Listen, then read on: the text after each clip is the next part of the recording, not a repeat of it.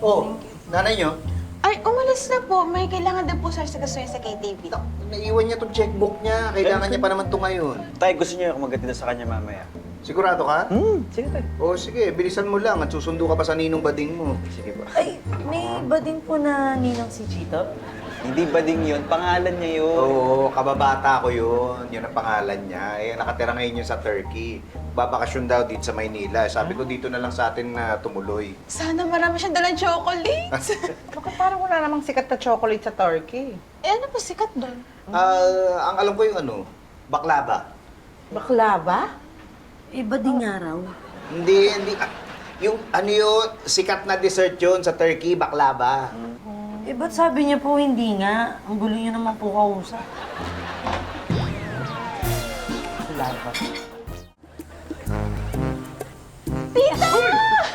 Larissa! Ang laki mo na! Ito lang naman. Elsa! Ang laki mo na din ah! Joke lang. Sabi ko, ang laki ng ginanda mo. At upo! Upo!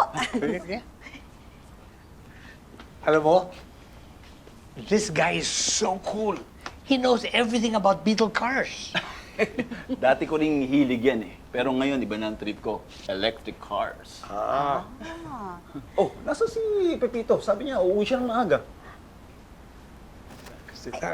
Ayan na. Bading! Bading!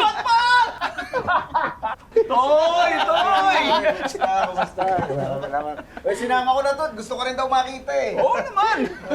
Ang laking pinagbago mo ah.